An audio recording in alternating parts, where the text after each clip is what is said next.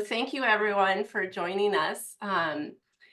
Danielle Patterson, CEO of Family Office List. Very excited to be introducing our speaker today, David Homan, CEO of Orchestrated Connecting. And David and I had the opportunity to meet in person last year. I went to our partner DC Finance's conference in New York. He does his flagship there every year where David is based, and David was the opening panel. He led a panel of next gen family offices with an emphasis in impact investing, which is really of interest to me. And then following that, I learned more about David and his work and his Orchestrated Connecting community, and had the opportunity to actually attend one of his events in LA. And I think actually this week, I had a call with Chirag. So tons of connections that are still, adding value, and just really an amazing opportunity. And I continue to learn from David. So I'm really honored to get to share his wisdom with you all today. And so we can all kind of learn his unique perspective on relationships, and also learn about his work and how we can continue to kind of follow and support and learn from him. So before I turn the mic over to David, I'll just go over a few things. So David will be presenting for about 25 minutes. We would love to make this as interactive as possible, but with me being the only one here with the mic, feel free to drop comments and questions in the Q&A, and we'll make sure at the end that there's time to get to those. And I encourage you to stay to the end, because we will be picking a lucky participant to get a little prize from one of our partners, Gift Suite. Gift Suite is a really awesome company based in LA. It's a minority female-led, and they are a very unique gifting agency. So they can help clients find unique local gifts to share with their clients and teams. Other than that, we'll make sure that this is recorded, follow up with a link tomorrow. I'll also include information. 2 weeks from now, we'll be hosting Angelo Robles, kind of leading a masterclass on creating or reimagining into a top 1% family office. So that's all I have. Without further ado, I will let David take over. Great. Well, thank you, Danielle. And it's a pleasure to speak to all of you about the power of relationships. This is something that's become my entire life over the last 10 years of this journey. I'll note I specifically asked Danielle not to read my bio, because people can make their bios sound incredibly grandiose and important. And I will tell you, the things that never go in my bios are actually what got me here today. So I'll just give you a little bit of that overview so you understand who I am and how I come about with this.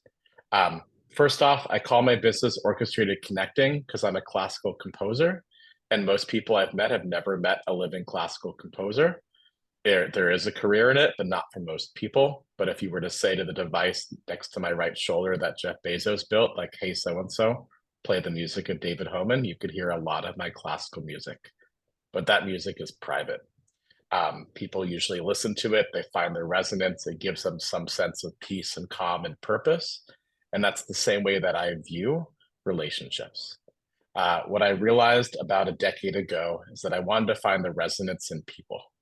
It was a specific skill set that I honed both from actually arts training as an actor, director, composer, improviser, but also just by necessity of running a global nonprofit, of meeting people every single day and having to figure out really quickly in the first 5 minutes how I could understand how the meeting would go, how I even got to that meeting, and what I could get out of it. And that's when I realized that the way that a meeting is set up, the way that you have branded and framed yourself in terms of how you're positioned to somebody is as important as getting into the meeting itself. And then the same way that I will joke with friends who want to understand how to do this at the highest level of art, I always refer back to dating. I will say to people, let's say you went on let's say for this scenario, you are energetic, incredible, and single, and you are meeting in front of you the most beautiful person you've ever met. And in meeting that person for the next 2 hours, you proceed to open up your heart and tell them everything about you. And then you go home and they don't call. And it's pretty simple. You didn't help them feel heard. You didn't help them feel seen. You came across as somebody who needed to have no empathy or consideration for what somebody else is going through. Even if you felt that connection, you did nothing to foster it. And relationship building is the core, I believe, of the currency of how our world works. Relationship value has been overlooked for years, and it's been overlooked because the world has allowed people who either naively take relationships from others or actively and purposely do so to succeed, because people who build trusted relationships haven't asked for that power. So I'm going to give you a couple different frameworks to understand how this works, but I want to give you the larger sense of why focusing on relationships is so important. When you look at the nature of people who are all runners, who are all obese, who all love certain things together, what you often find in behavioral psychology is you're the composite of the 5 people around you. In some cases, that's family. In some cases, that's friends. But in most cases, as you mature in your life, that's a choice. And so it's a choice that we make of how to cultivate purposeful community around ourselves. And the way to do that into real community, which my philosophy is only purposeful community, is that you have to be able to define and understand yourself and frame it in a way that 2 people sitting across a kitchen table, taking a walk together could go, I met Danielle. She is incredibly driven to add insight and value into this niche specific world of family offices. Her business isn't just a list, it's insight and a comprehensive understanding from both people looking to raise capital and people looking to allocate of how to find that value together. And if Danielle hadn't been able to convey it eloquently to me, I wouldn't have been able to come back with what I could then give or build with her, because it was how we started our relationship, not how it opportunistically came up at the last 5 minutes of our first call. And in that framing, to reference what I said earlier, we were introduced by a close personal friend of mine and Danielle's in a way that gave us that exact comfort to build that trust from the beginning. So there's the relationship in building that separately with our mutual friend, Wendy. There's a relationship I've built with Wendy over the last 7 years. And there's the relationship that Danielle built. But coming into that, you can create a ripple effect, but it depends first and foremost on how you frame yourself and how you ask with purpose. So if you were to take the people around you and actually ask them if they know who you are, if they know what your value system is, if they know what you're doing, oftentimes you'll find most of us fail to have done that. And so with that knowledge, I'll tell you, and this is not in my bio, that was one of my first failures. I was someone who knew so many incredible people and they loved and respected me. And I had absolutely failed to understand that my value, my purpose was in demonstrating not my value to them, but them to each other.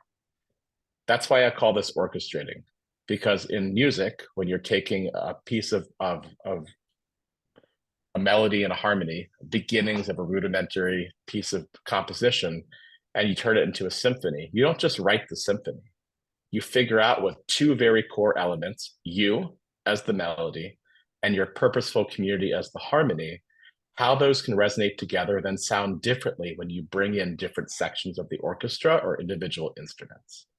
I'm not going to geek out and go into all the great and the perils of classical music now, because most people find that boring, which is why no one knows living classical composers like me. But the larger thing to understand is that there is something that you can do to cultivate the community around you. And the first step of that is to understand how you frame yourself, how you ask with value. And then the second part is how you give. Mm. And this is the power of relationships that people don't always understand. People you grew up with, people your parents knew, your college roommate, the choir you sang in church, the group that you volunteered with in South Africa 5 years ago, whatever it might be. We build relationships that if they're not focused on what we need now, we don't think of them as powerful.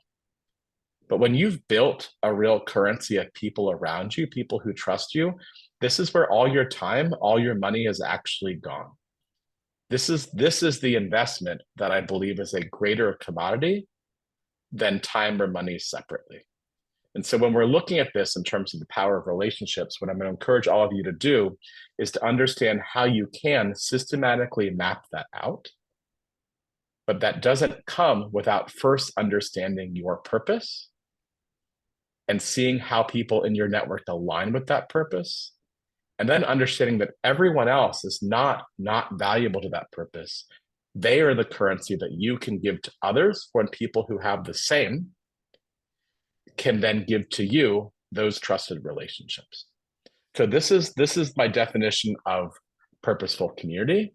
The next step is to understanding how you actually ask. Another fault I had for a long time till I learned, thanks to a Shakespearean scholar father, that I actually could become eloquent in life in terms of that purpose. So this is what happened.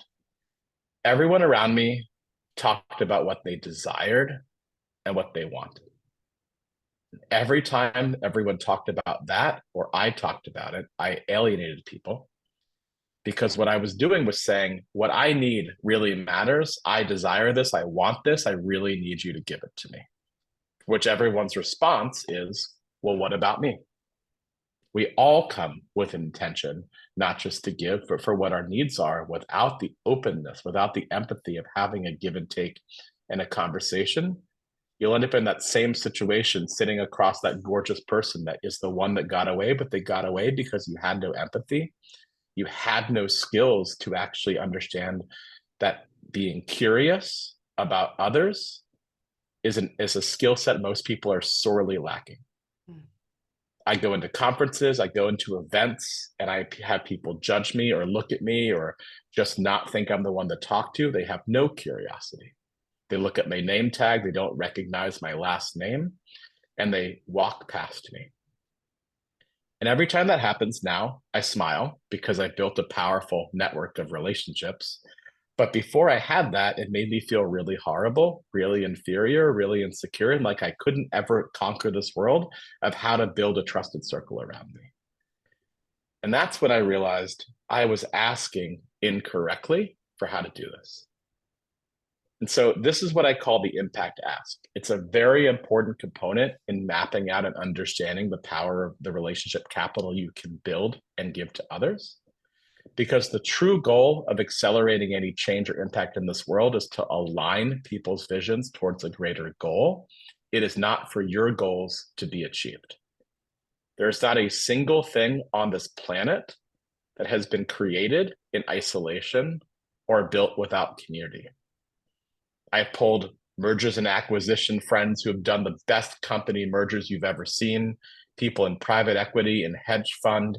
In every variation of capital or purpose meets some sort of deal, somebody introduced that. And that means somebody had to ask for the value for that introduction to be warranted, not just accepted, but targeted for some busy person's time. So when you're looking at this, especially in the context of family office list and how you would utilize this impressive database and community that Danielle's built, it's not just the insights, it's how to understand how to get people to opt in for them to know that what you are doing aligns with their value back to you. So if you can ask correctly, this is how it goes. You spend a minute or so on your impact, your passions, not 25, not an hour, not immediately launching into a call and sharing your deck or whatever it might be. In sharing your passion and your purpose, the most important thing is to go fishing. I call this fishing with vulnerability, but it's the type of thing that matters because in life, you only get one chance to meet somebody the first time. And when you don't approach them as a person and you approach them as an opportunity, bad first date over and over and over again. And so I will share with people things like, I'm extremely tired today. I woke up at 4:30 to get to a project that I was supposed to get to 2 weeks ago, because unless I got it done, I knew I wouldn't sleep tonight because I'm about to go away to a conference and I need to focus on that conference, on the value there. And without waking up early, it really sucked. And it sucked because I ran out of milk and I like tea with milk like the British do, and the Irish and others. And I had to deal with tea without milk.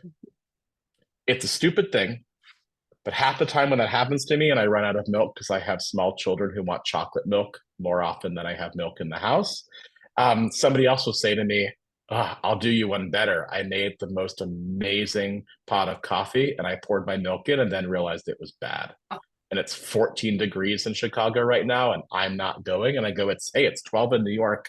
What'd you do? I was like, "I had green tea. How about you?" They go, "I had green tea," because that's the one you don't want with milk.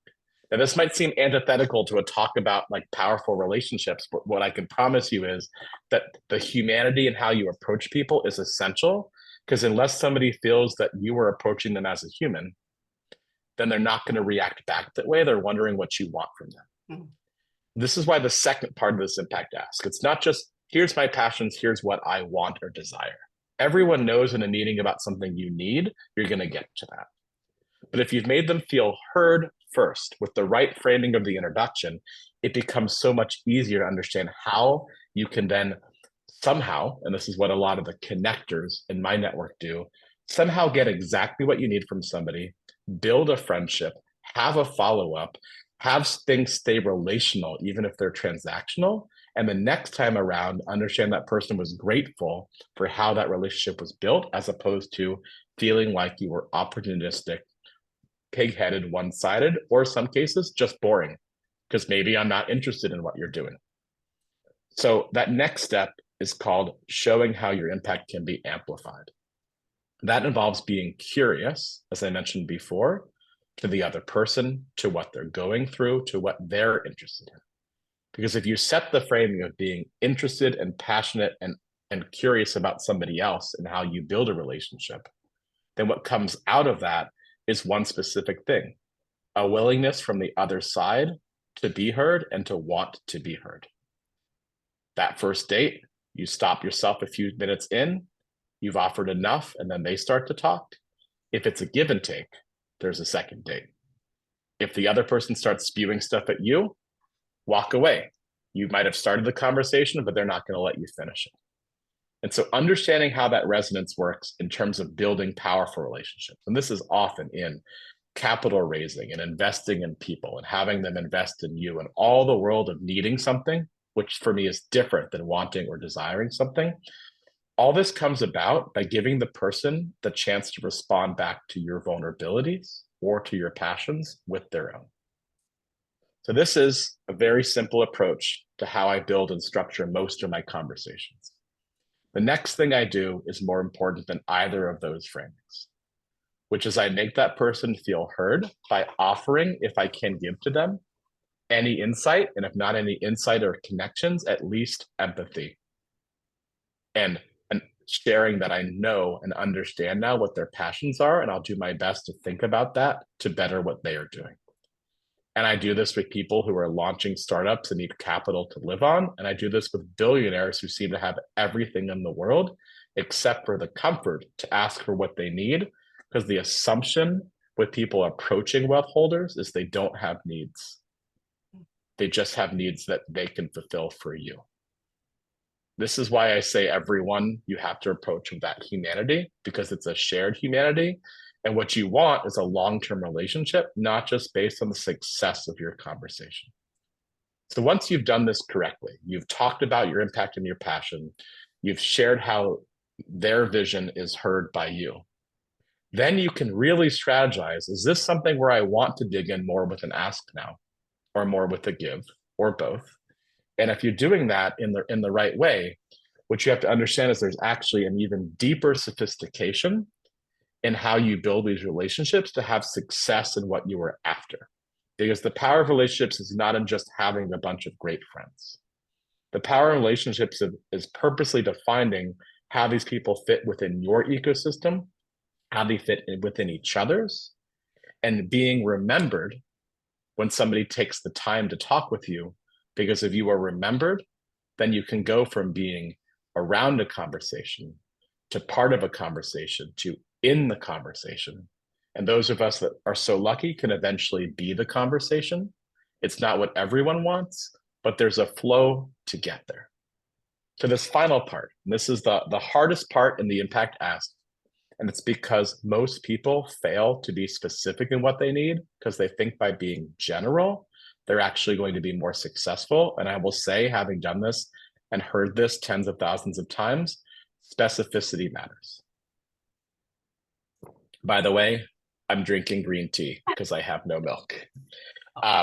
So this is how to look at it. As opposed to saying, I am doing X and I want Y, will you help me? You've now said, I'm passionate about X. I see our alignment in Y. What I believe will change when you can help me with Z is that this metric will happen. These people will be helped.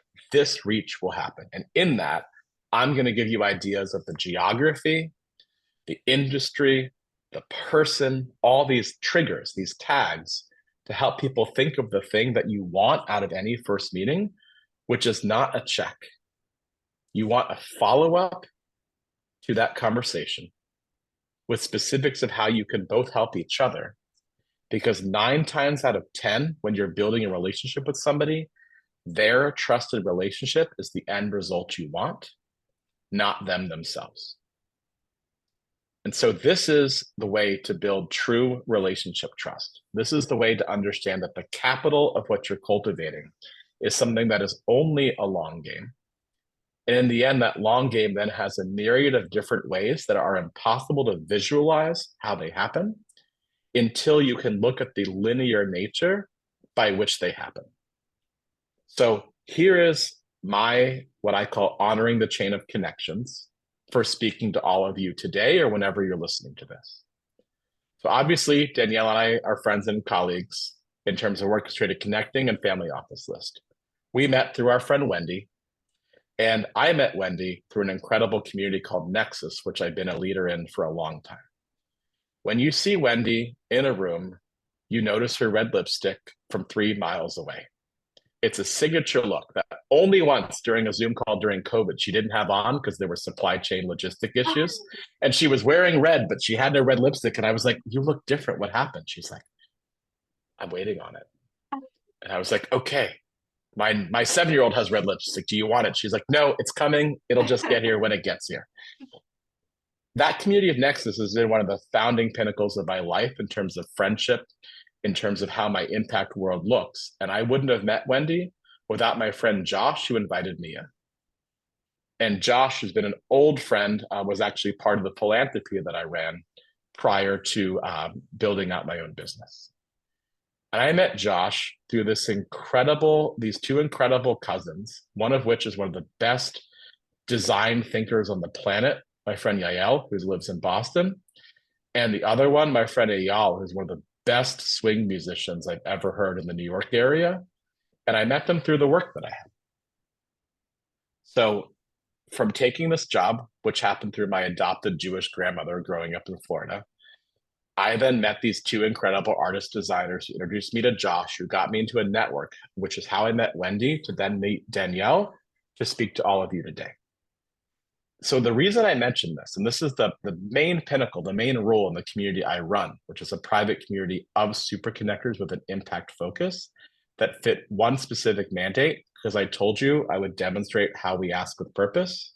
The only ask into this network is to meet action-oriented, natural givers that I or somebody else would leave my children with. In that specific purposeful community, it's the only ask for what I want. So Wendy would leave my children with Danielle. She's also a really amazing mom, for those of you that don't know. So like, she's at least experienced in this, unlike others in my network who shy away because they're childless and chose that way. But I know if I left my kids with them, they'd end up probably with like video games and ice cream and a really great new aunt or uncle to be with them. But going back to the point of this, which is in demonstrating that value and showing the gratitude of what happens through this, what I've also done is say that I'm a leader in a powerful next-gen community of family offices. I also, although I'm not naming the people given the nature of this webinar, the people are all incredibly powerful, successful, wonderful human beings that I am grateful to have in my life, but I also know all of them. And so when you're building relationships and you're looking at this as relationship capital, Every conversation you have is an opportunity to add depth to your life and somebody else's. Every conversation is an understanding that you can take the diversity of what you've built in your life, or if you are not yet at that point, you're switching careers, you're just out of college. Some people I've talked to with this are teenagers. You have to start with that same curiosity. You have to understand it is essential to build diversity in your networks, not course correct to hope you have one Asian friend, one Black friend, one white friend, whatever it might be. You have to purposely curate a diverse community around your purpose and around your passions. And what comes out of this, you cannot see in year 1 or year 2. But I can promise you from studying and working with thousands of people who are these type of relationship builders, it only keeps building the more you give and the more you demonstrate the value that you give alongside what you need. It's fine to ask for what you need, but it's only fine within the safe container of asking for an opt-in mutual consent for what's next. Because when somebody comes back with that mutual consent, that opt-in, or saying, I'm not going to invest in what you do, but my friend Tom should look, you've given them enough respect that you're going to take that from them, knowing that you're going to honor and be grateful for it, because the type of character, the type of person, the humanity that you showed with that. So this is, because we're almost at time, the way that I look at purposeful community, how to harness the power of your relationships, how to understand that the way that you can systematically build this is an approach that involves how you define this, how you ask for it, how you engage, and how you follow up. It's not taught in school. It's taught in that world, what they used to say years ago, the school of hard knocks. You only learn who you are as a person by talking with other people and getting a sense of how they see you. If you approach the world with a humility and an understanding of what you don't have and a curiosity, a really diverse set of powerful people will come back at you. And that for me is the way to live, the way to engage, and the way to help thrive and succeed in what you do. Because when you're seen as somebody who's passionate and purposeful, people want to champion you. They want to be your advocate, especially if you do the same for them. So with that, Danielle, I'm going to hand it back to you. And I appreciate all of you listening and hope it was helpful. And maybe I spurred some of you to drink some more green tea as well.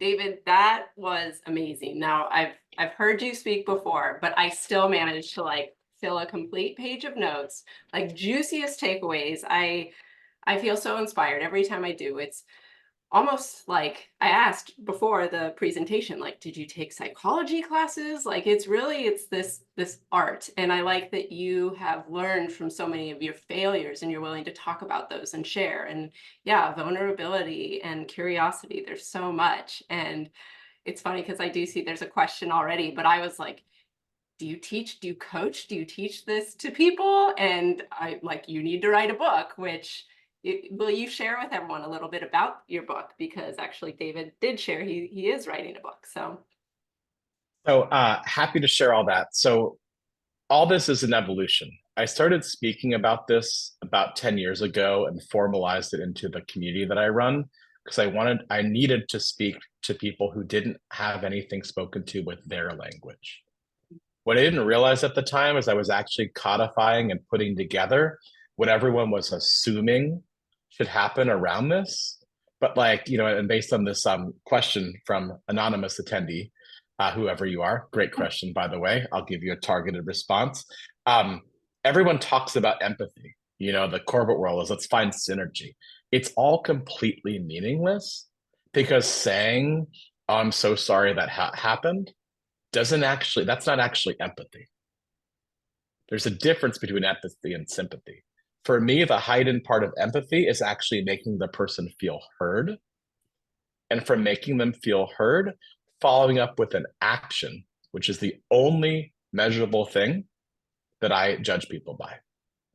My friend Barry, who just said hi which is not a question, but it is a hi. So hi back, buddy. And Barry's another part of my network and somebody I would leave my kids with. He's also an incredible dad, which does make it easier, but I'm not trying to make those of you childless feel like I wouldn't. Givers and takers is one nuance of this. I've not seen anything taught at a college level with this. There are lots of great books. Everyone sends me all of them. The reason I'm writing my own is that I believe there are certain tenets that are not spoken about or not talked about that are essential to this. Mhm. What I gave all of you is what is by like intro in chapter one, like the reason to do this, um, and the reason to understand why it's purposeful and pointed. I have an element of risk in my community, and that is an essential part of it. If somebody in my community's behavior is womanizing or chauvinistic, if they're known as somebody who like goes into a deal and backs out, if they promise they're going to do something repeatedly, then they don't do it, they're no longer in my network. And with the network, the way that I've built it, it means a lot to be in this network. It also means a lot when I say they're not in the network, they're not somebody I leave my children with. I needed to build an ethical code for risk, but risk is an essential part of this. Mhm. People don't want to say no. I'd rather hear no than not hear an answer. I find that offensive. So when we talk about the difference in givers or takers, which is Adam Grant's term, um, there's a big nuance in between, because sometimes you need to give and sometimes you can't. In some cases, you take something and you can't give back, but how you define that with empathy changes it.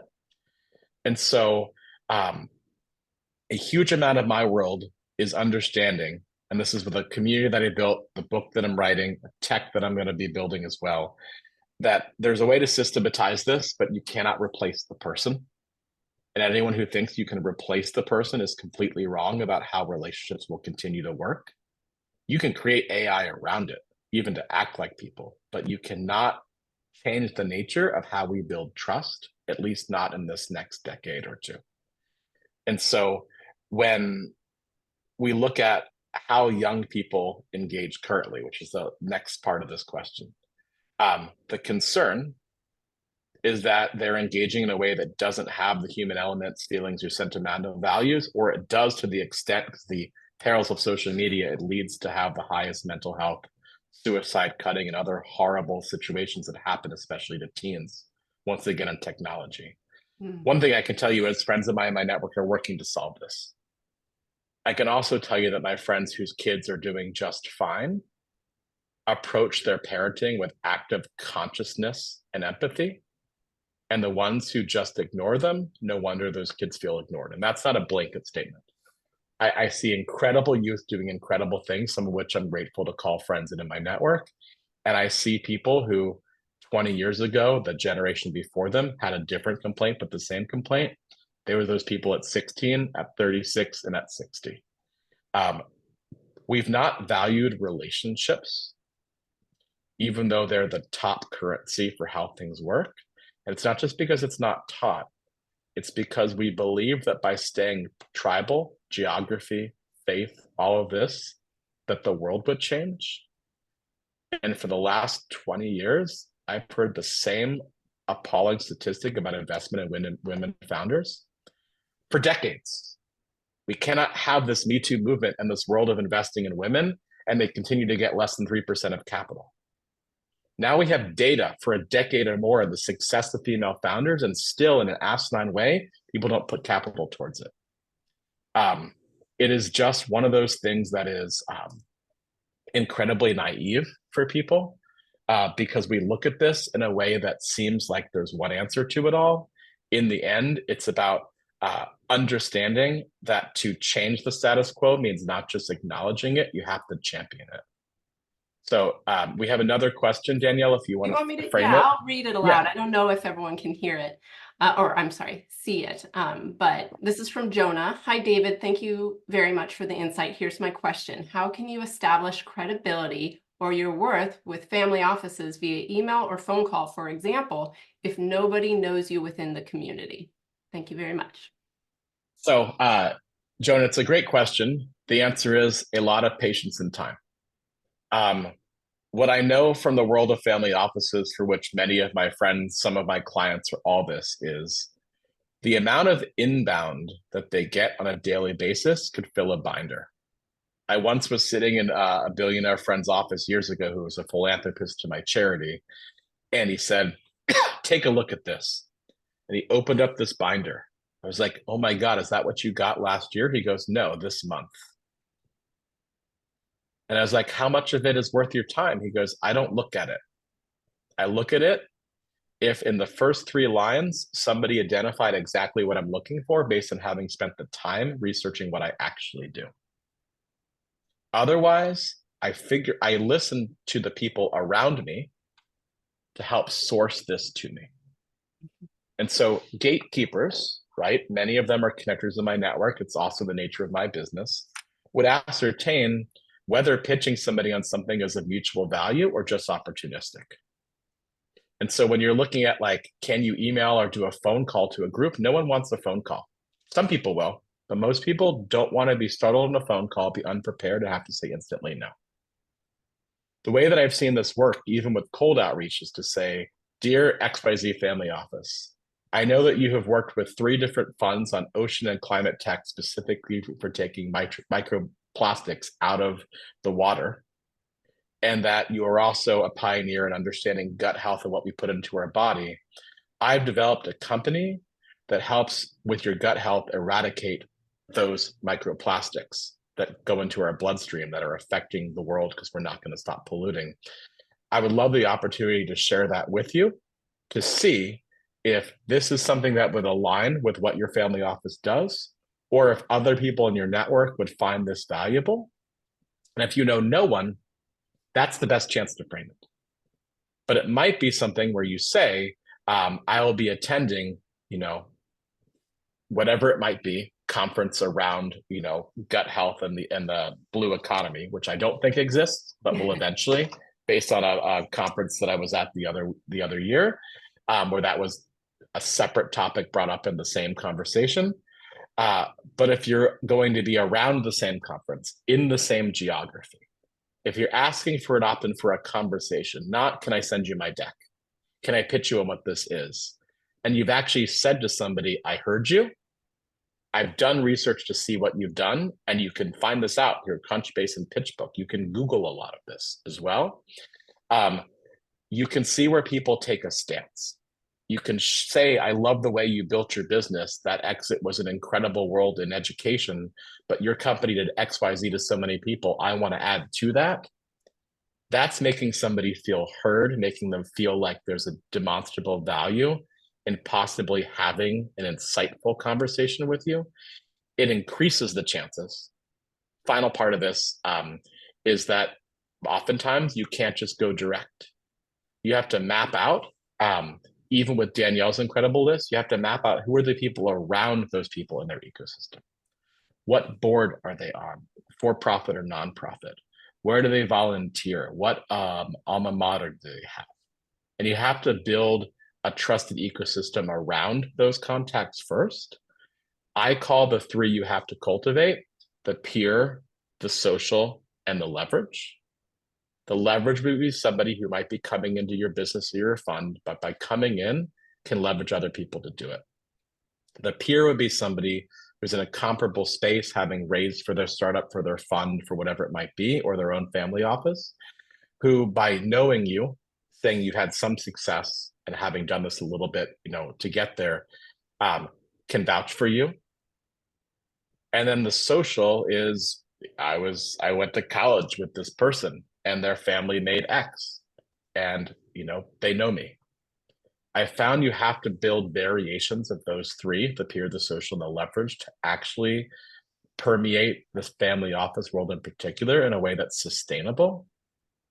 Because in my world, knowing thousands of family offices, like I asked one the other day to take a look at something, and the response back was, I checked my emails. You've not asked me for anything in 2 years. And I said, I know there wasn't anything you wanted to look at. And the response back was, you're the only one who does this, David. Everyone else goes, I have money. Would you look at this thing that's not what you do? Right. So therefore, finding the targeting, Jonah, sharing that insight. If you've done your homework, you're probably worth a conversation. If you have an incredible business or fund or product, and you're just trying to get to whomever you can, because what you do, what you need and desire is more important than what they need. The other side of it is these people are looking at hundreds of deals, and when they choose wrong, or what happened to a lot of family offices last year, they thought they'd have some exits. And the stagnant market and the sort of the fall of the tech banks and all these other things led to no liquidity events or exits to give them more capital. So they might have a great portfolio on paper, but there's nothing they can do from it. And therefore, they can't take that call now to invest in you. And if you're saying, I want that call to invest in me, they won't take it.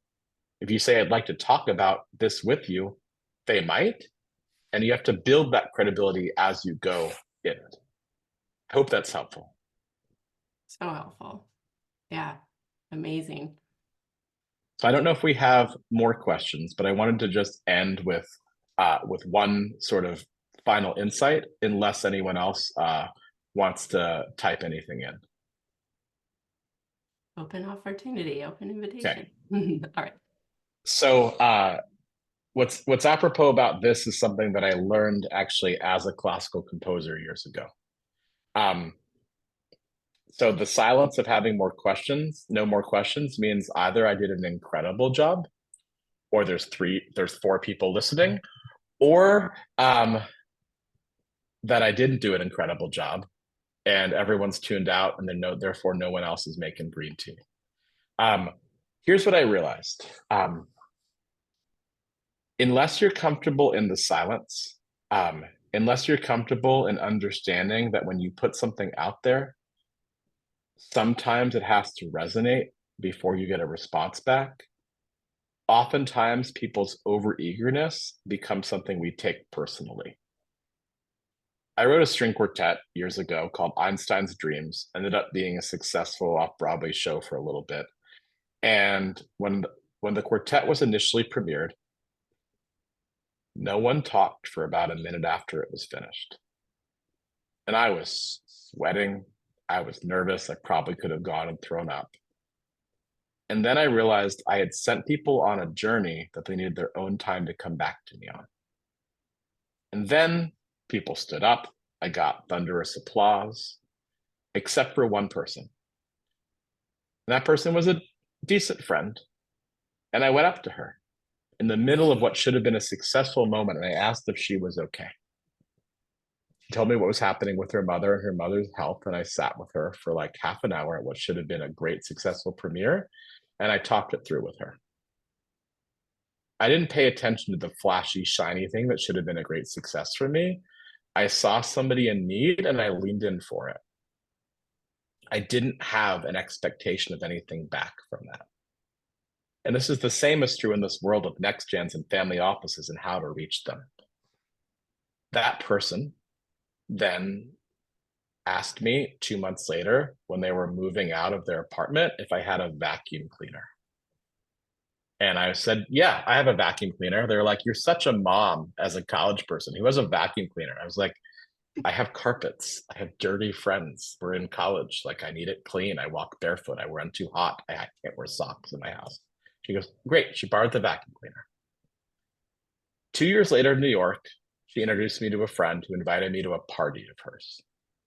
And I got to this party, met this incredible guy because his kid ran up and like basically hit his head into my balls. And that was like, it was not pleasant.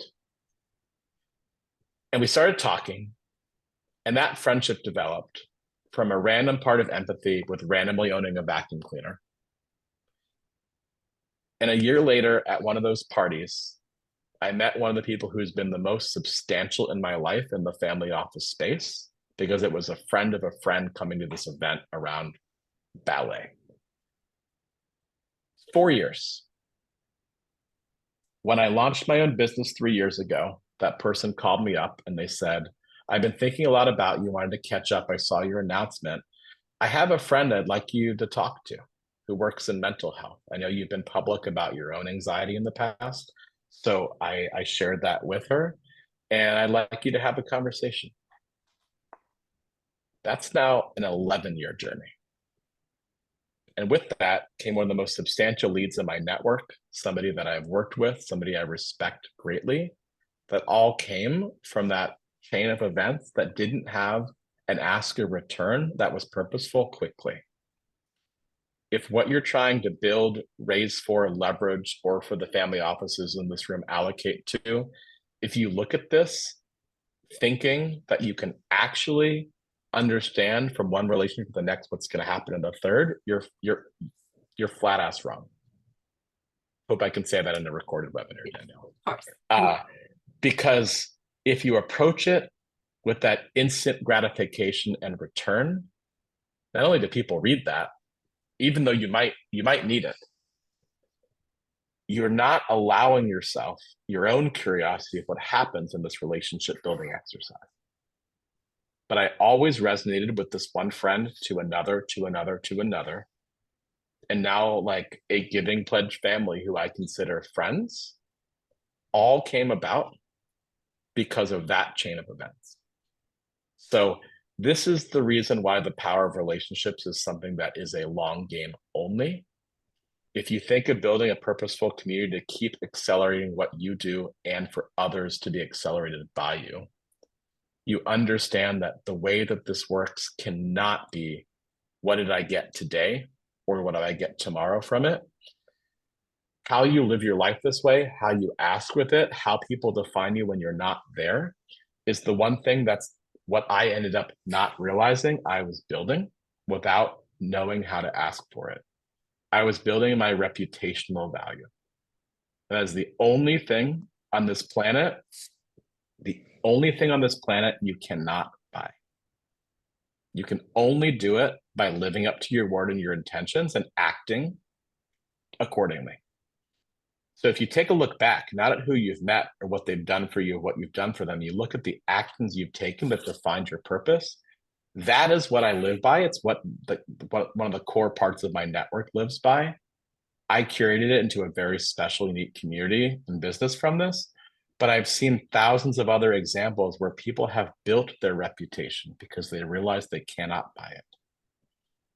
So every interaction, every cold email, phone call, conference, pitching is an opportunity for people to judge you, to relegate you, and to dismiss you, or an opportunity for you to demonstrate your purpose and your value and the patience by which this might have not been the best time to talk to them. But when you do build that relationship, you're investing in something that is at some point will have the return you want, but not from the corner or circumstances you expected it to come from.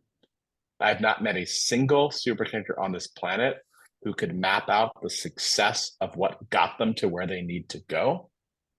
In many cases, it's by being curious in the absolute worst moments of your life, by needing solidarity, empathy in situations where you really were desperate for something but didn't ask. And it's about honing this into an art, a practice of the art of conversation, the art of building a purposeful community, and a way that to figure out how people see you when you're not there that matters the most, because that, when you do it correctly, means you have built a whole bunch of people who can be advocates and champion what you're doing without you needing to coach them, pay them, or sell them to do it. Because when somebody else in your network says, you should really talk to Jonah about this project, that is how half of what happens.